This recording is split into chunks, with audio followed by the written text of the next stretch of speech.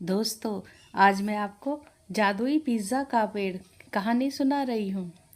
सरस्वती के बेटे की शादी के बाद नई नवेली बहू काव्या की मुंह दिखाई चल रही थी। उसके आसपास और गांव की महिलाएं नई नई बहू का मुंह देख रही थी और सभी कुछ ना कुछ दे भी रही थी। तभी एक पड़ोसन कहती है, अरे भाई वाह सरस्वती, तेरी बहू तो बेहद सुंदर है। तभी सरस्वती, अरे सुनीता, तेरी बहू भी तो खूबसूरत है। अरे सभी की बहू सुंदर होती है। तभी वो पड़ोसन कहती है, अरे भाई सरस्वती, सच कहूँ तो हम सबकी बहू से ज़्यादा सुंदर है तेरी बहू। सरस्वती अपने बहू की पड़ोसियों से इतनी तारीफ सुनकर बहुत खुश हो रही थी। तभी सरस्वती, अरे बहू, ये हमारे गांव की बेहद ही सम्मानित महिला है। सारा गांव इन्हें मौसी कह के पुकारता है। इनके पाँव छूकर आशीर्वाद ले लो। काव्य उनके पाँव छूकर आशीर्वाद लेती है। तभी वहाँ पर एक और महिला रीना आती है। उसके हाथ में एक बड़ा सा बॉक्स था।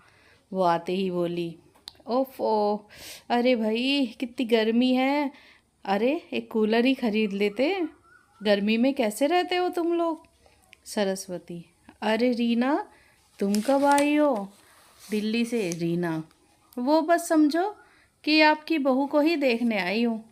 सरस्वती, और तुम्हारे हाथ में जो डिब्बा है इसमें क्या है। रीना, अरे इसमें पिज़्ज़ा है। सरस्वती, पिज़्ज़ा, ये क्या होता है। रीना, ओहो, पिज़्ज़ा नहीं पता तुमको। हाँ हाँ, तुमको पता भी कैसे होगा। ये गरीब लोग नहीं खाते, गरीबों के खाने की चीज़ नहीं है, इसलिए सिर्फ मैं आपकी नई बहू के लिए ही लाई हूँ। ये लो बहू, पिज़्ज़ा खा लेना। इससे पहले कभी तुमने पिज़्ज़ा देखा भी नहीं होगा। अच्छा भाई, अब मैं चलती हूँ। अरे मुझे तो यहाँ बेहद गर्मी लग रही है। मुझे डर है कहीं मुझे डिहाइड्रेशन ना हो जाए। मैं चलती हूँ। फिर रीना वो पिज़्ज़ा काव्या को देकर वहाँ से चली गई। सरस्वती, अरे बहू, ये तो है ही ऐसी। सारा गांव इसे अच्छा नहीं मानता। तुम इसकी बातों का बुरा मत मानना और मन से मत लगाना। काव्या ने अपनी सास को तो उस समय कुछ नहीं कहा, पर फिर उसने अपने पति से कहा, सुनिए जी, हम गरीब हैं तो क्या हमारी कोई इज्जत नहीं है। उसका पति कमलेश, अरे क्यों भाई, क्या हुआ ऐसा। काव्या, अरे वो जो रीना है ना, वो जो दिल्ली से आई है, उसने हमारी खूब बेइज्जती की और माँ जी के मुंह से एक शब्द नहीं निकला। कमलेश, अरे भाई, आखिर ऐसा क्या कहा उसने। काव्या, वो ये बॉक्स दे के गई। कमलेश, क्या है इस बॉक्स में। काव्या, वो इसमें पिज़्ज़ा है। इसी का एटीट्यूड दिखा के गई वो कह रही थी कि तुमने तो आज तक पिज़्ज़ा देखा भी नहीं होगा, खाना तो दूर की बात है।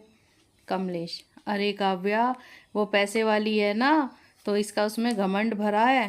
काव्या, देखना आप भी, उसका घमंड तो मैं एक दिन तोड़ के रहूँगी।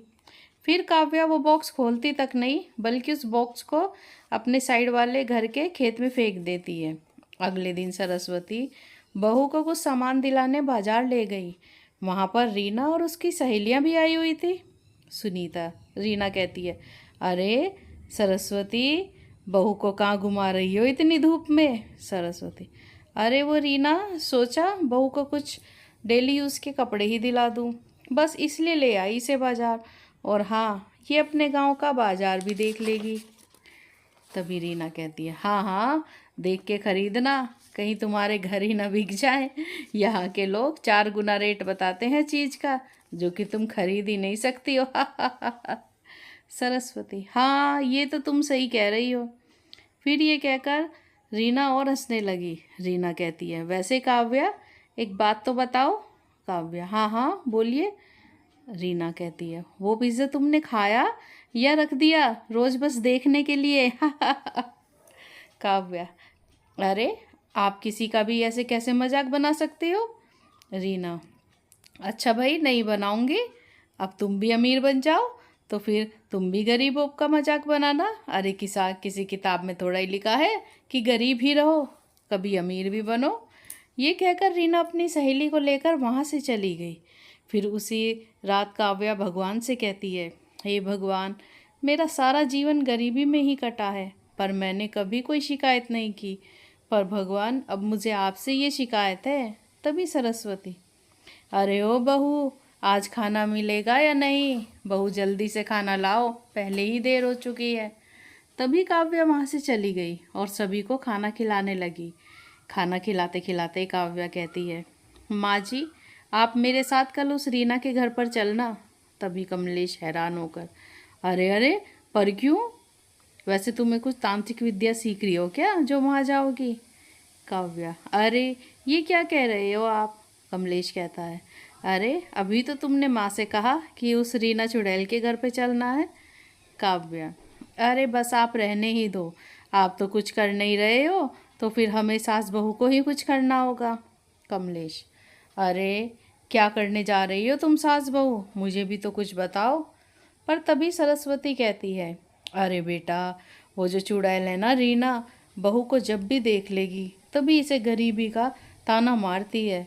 कमलेश कहता है, माँ आप भी, अरे आप तो जानती हो ना कि वो कितनी घमंडी है, उसे अपने पैसों पर कितना घमंड है, पूरे गांव में उसके घमंड के चर्चे हैं।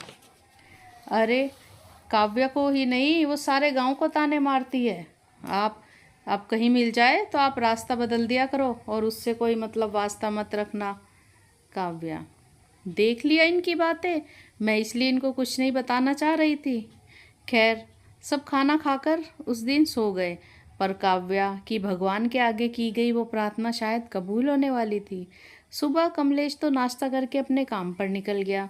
उसके जाने के बाद सरस्वती ने काव्या को आवाज़ मारी, बहू, अरे ओ काव्या बहू, अरे बहू जल्दी तो आ, इस घर के साइड में जो खेत है वहाँ पर आ तो देख क्या चमत्कार हो रहा है। तभी काव्या दौड़ी दौड़ी घर के साइड वाले खेत में पहुँची। क्या बात है माँ जी, आपने मुझे एकदम से यहाँ क्यों बुलाया? सरस्वती, अरे बहू सामने तो देख।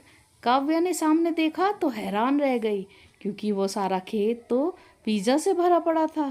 काव्या, ओहो, ये तो पिज़्ज़ा यहाँ पर उगाए हैं। सरस्वती, पर बहू आखिर ये चमत्कार हुआ कैसे? फिर काव्या ने कुछ देर सोचा तो उसे याद आया कि उसने रीना का दिया हुआ पिज़्ज़ा यहाँ खेत में फेंक दिया था। काव्या, अरे माँ जी, वो जो उस चुड़ैल रीना ने पिज़्ज़ा दिया था ना, तो वो मैंने तभी यहाँ फेंक दिया था, शायद उसी के कारण यहाँ पिज़्ज़ा की खेती हो गई है। माँ जी, मुझे तो लग रहा है कि स्वयं भगवान ने पिज़्ज़ा की खेती हमें आशीर्वाद के रूप में दी है। भगवान से भी हमारी गरीबी देखी नहीं गई और भगवान को हम पर तरस आ गया होगा। सरस्वती, जय हो प्रभु। अब देखना बहू, उस चुड़ैल रीना का घमंड कैसे चकनाचूर होता है।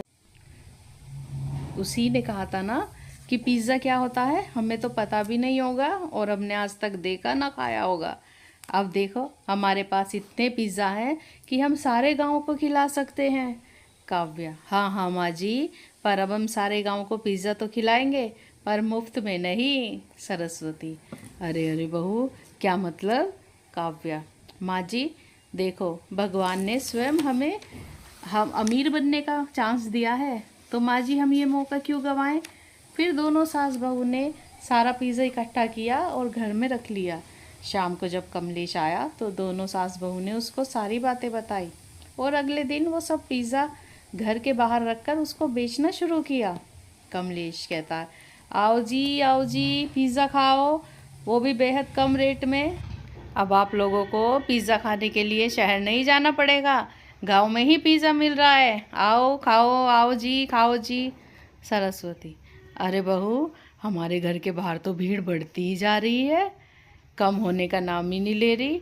और तो और दूसरे गांव के लोग भी सस्ता पिज़्ज़ा सुनकर यहाँ हमारे यहाँ पिज़्ज़ा लेने आ रहे हैं और उस दिन उनकी बहुत कमाई हो गई। शाम को काव्या अपनी कमाई देखकर बोलती है, देखा माँ जी, हमारी आधी गरीबी तो आज एक ही दिन में दूर हो गई। सरस्वती, हाँ हाँ बहू, ये सब तेरे कारण ही हुआ है। अरे तू तो हमारे लिए लक्ष्मी बनकर आई है, लक्ष्मी। अगले कुछ दिनों तक वो सास बहू ऐसे ही घर के बाहर पिज़्ज़ा बेचती रही और जब पैसा इकट्ठा हो गया तो उन्होंने गांव के बाज़ार में एक पिज़्ज़ा का रेस्टोरेंट ही खोल लिया। अब तो उन्होंने एक बड़ा और सुंदर घर भी ले लिया, अब वो अमीर हो गई। एक दिन सरस्वती कहती है, अरे बहू, चल जरा कल उस चुड़ैल रीना के घर पर चलेंगे, उसे खूब सारे पिज़्ज़ा गिफ्ट करेंगे। उसे अपनी अमीरी पे बड़ा घमंड था ना। काव्या, हाँ हाँ माँ जी, जरूर चलेंगे। अगले ही दिन दोनों सास बहू एक ट्रक पिज़्ज़ा लेकर रीना के घर पहुंचती हैं और उसको पिज़्ज़ा भरा वो ट्रक गिफ्ट कर देती हैं। एक पिज़्ज़ा गिफ्ट करके रीना ने उन्हें कितना कुछ सुना दिया था। अब तो उसका घमंड चकनाचूर हो गया था। वो ट्रक भरे पिज़्ज़ा को देखती ही रही और दोनों सास बहू अपनी पिज़्ज़ा की खेती करती रही और खूब तरक्की करती रही और दोनों तीनों खुशी खुशी रहने लगे। दोस्तों, अगर आपको ये कहानी पसंद आई हो तो like share comment and subscribe ज़रूर करें। Thanks for watching.